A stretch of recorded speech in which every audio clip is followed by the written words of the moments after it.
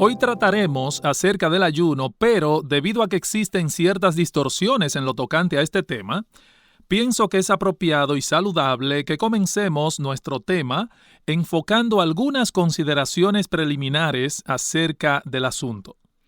Algunas consideraciones preliminares acerca del ayuno.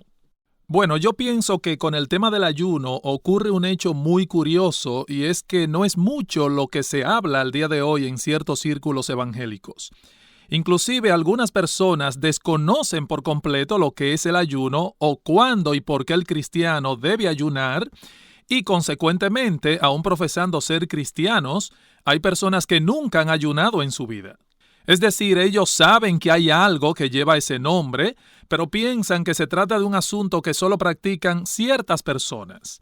Personas de un alto calibre espiritual, o en el peor de los casos, personas fanáticas, personas que tienden a ser exageradas en el desempeño de su vida religiosa. Sin embargo, si usted hace un ejercicio muy simple, no tiene que saber griego ni hebreo, si usted toma una concordancia y busca allí la palabra ayuno, se dará cuenta que la Biblia menciona este tema con cierta frecuencia. Por ejemplo, en el Antiguo Testamento se menciona el ayuno en unos 40 textos y en el Nuevo Testamento en unos 30. Y aunque debemos admitir que no se nos da en la Biblia una definición del ayuno, ni tampoco hay en la Biblia un mandato explícito que obligue al creyente a ayunar, aún así tenemos en la Escritura suficiente afirmación como para saber lo que es el ayuno y cómo se lleva a cabo y para saber que debemos ayunar para ser impulsados a practicarlo. Y lo que haré en este primer punto es responder 3 preguntas claves acerca de este tema del ayuno. Primera pregunta: ¿por qué razón hay tanta ignorancia y aún predisposición en algunos círculos evangélicos en lo tocante al tema del ayuno? ¿Por qué? He aquí nuestra primera pregunta, repito. ¿Por qué razón hay tanta ignorancia y aún predisposición en algunos círculos evangélicos en lo tocante al tema del ayuno? Bueno, la verdad es que la respuesta es múltiple. En primer lugar, porque muchos evangélicos han reaccionado al trasfondo católico romano del cual han salido. ¿Por qué hay tanta predisposición hacia este tema? Porque muchos cristianos evangélicos hemos salido de un trasfondo católico romano y hemos reaccionado a él. La mayoría de nosotros hemos salido de ese trasfondo romanista y por lo tanto la primera idea que forjamos del ayuno fue la de esa abstinencia de ciertos alimentos en ciertos periodos del año con el fin o propósito de obtener ciertos méritos delante de Dios. En Cuaresma, por ejemplo. No, hermanos, no se nos presenta el ayuno en la Biblia como un sacrificio por medio del cual podemos convencer a Dios de que nos conceda algo. Tal visión del ayuno es una deshonra a Dios porque lo priva de su soberanía. Esa era la visión que muchos tenían del ayuno antes de conocer a Cristo debido a su trasfondo romanista.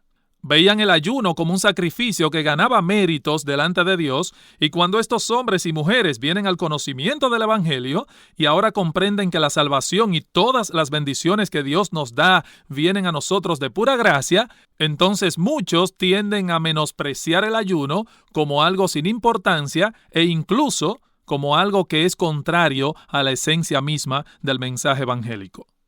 Esa es indudablemente una de las razones por las cuales el ayuno es menospreciado en muchos círculos evangélicos. Hemos reaccionado, y como casi nunca las reacciones son buenas, a rechazar ese sistema pagano de méritos y sacrificios, echaron fuera también una práctica que nada tiene que ver en realidad con esa visión distorsionada de la vida cristiana que emana de la Iglesia Católica Romana. Bueno, eso por un lado. En segundo lugar, se habla y se practica poco del ayuno porque muchos cristianos hoy día desconocen lo que ha sido la práctica del pueblo de Dios en el pasado y por lo tanto al evaluar sus vidas cristianas, ellos lo hacen a la luz de lo que vemos a nuestro alrededor en el cristianismo actual. Por ejemplo, si es normal que no se le dé mucha importancia al ayuno entre los cristianos que conocemos, entonces nos sentimos normales ni tampoco le damos la importancia. Pero lo cierto es que esa forma de ver la vida cristiana no es normal.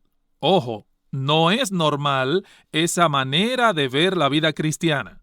Podemos decir con pena y con tristeza que existe en nuestra generación una ignorancia bastante generalizada de lo que ha sido nuestra historia.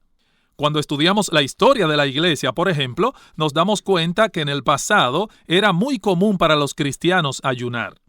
Basta con leer algunas biografías de esos hombres del pasado a quienes podemos considerar nuestros padres en la fe. David Brainerd, George Whitefield, George Mueller, y encontrarán allí la historia de hombres que sabían lo que era depender de Dios, no solo en oración, sino también en ayuno. Y ahora yo me pregunto, ¿eran estos cristianos en algún sentido exagerados y anormales? ¿O reflejan esos hombres y mujeres el tipo de vida piadosa que encontramos en las Sagradas Escrituras cuando leemos la historia del pueblo de Dios, tanto en el Antiguo como en el Nuevo Testamento? Hermanos, ¿cuál de los dos estilos de vida se encuentra más cerca de la experiencia bíblica, el nuestro o el de ellos? Cuando los hijos de Israel fueron vencidos por los de Jai, ¿qué hizo Josué? Ellos expresaron su aflicción delante de Dios en ayuno y oración. Josué capítulo 7, versículo 6. Lo mismo hizo David cuando aquel hijo que tuvo con Betsabé enfermó gravemente. Segunda de Samuel 12:16. Hasta el malvado Acab ayunó cuando escuchó la terrible sentencia que Dios pronunció sobre él y su casa a través del profeta Elías. Nehemías también ayunó al ver el estado en que se encontraba la ciudad de Jerusalén, Nehemías capítulo 1, versículo 4. Y lo mismo hicieron los judíos en el tiempo de Esther al escuchar las amenazas de sus enemigos, Esther capítulo 4, versículo 16.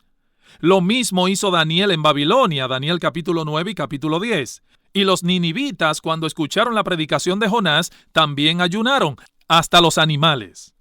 Y si alguien piensa que esto es solo en el Antiguo Testamento, solo tendríamos que añadir a esta lista de nombres el ejemplo de nuestro glorioso Señor Jesucristo, que cuando iba a empezar su ministerio y a enfrentarse cara a cara con Satanás, ayunó 40 días y 40 noches. O podemos añadirle a la lista el nombre del apóstol Pablo, que en su currículum ministerial dice en muchos desvelos y ayunos. O podemos añadir a la lista el nombre de Cornelio. O podemos añadir a la lista el nombre de la iglesia primitiva, según nos narra Lucas en Hechos capítulo 13, versículo 2 y Hechos 14, 23, donde la iglesia ayunaba. Yo creo que estos ejemplos son más que suficientes para hacernos ver que la experiencia de los hombres que nos han precedido en ninguna manera era una experiencia extraña al pueblo de Dios. Somos nosotros, los cristianos del siglo XXI, los que estamos desfasados en ese sentido.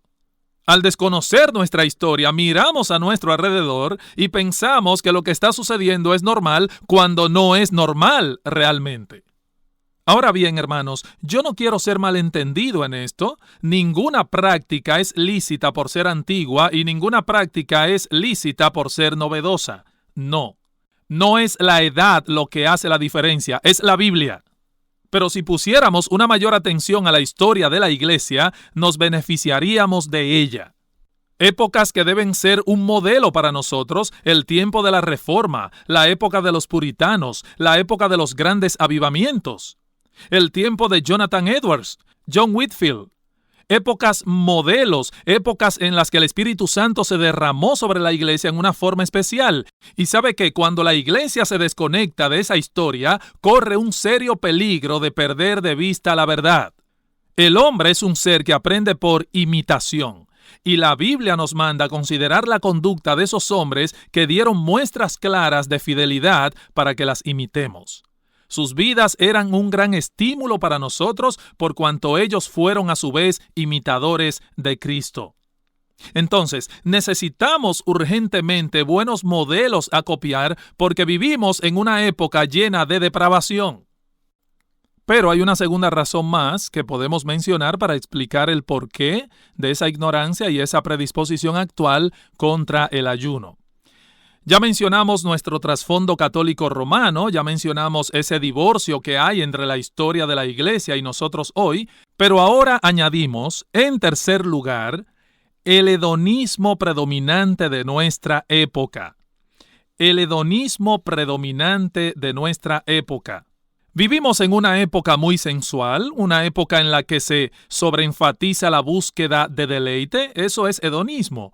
Una época donde todo lo que huele a sacrificio tiende a ser rechazado y aún ridiculizado. Nuestra mayor preocupación es la de cómo divertirnos. Si estoy cansado, necesito diversión para poder descansar. Pero si tengo vacaciones, necesito diversión para poder usar bien nuestras vacaciones.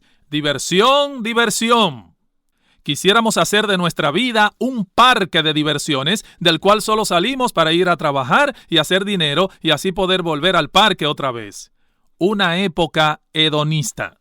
¿Acaso no es esa, hermanos, la característica primordial de nuestra generación? En 2 Timoteo capítulo 3, versículo 15, Pablo describió proféticamente lo que habría de ser nuestra época moderna. Y dice que vendrían personas amadores de los deleites más que de Dios. ¿Cómo podemos esperar que un tema como el ayuno sea bien recibido cuando nosotros mismos hemos sido atrapados e influenciados por esa cultura del deleite? Si empleamos más tiempo viendo televisión o en redes sociales que leyendo buenos libros, si preferimos perder el tiempo en conversaciones livianas que sostener conversaciones santas, serias y edificantes, si le huimos a la soledad porque no nos gusta meditar ni nos gusta pensar, ¿cómo vamos a recibir un tema como el ayuno con agrado? He aquí entonces algunas razones por las que hoy en día el tema del ayuno no solo es descuidado, sino también, y peor aún, ridiculizado. Termino con la siguiente pregunta. ¿Nos dejaremos dominar por nuestra cultura o por nuestros prejuicios? ¿O tomaremos la determinación de vivir vidas cristianas más profundas, más genuinas? La iglesia de nuestra generación necesita desesperadamente del testimonio de hombres y mujeres que decidan tomar el cristianismo en serio, que decidan nadar en contra de la corriente si es posible, con tal de volver al patrón bíblico. Que el Señor nos ayude con esta primera entrega acerca del ayuno. Continuaremos con la segunda parte definiendo entonces qué es el ayuno y cuáles son las razones por las que un cristiano debe practicar el ayuno.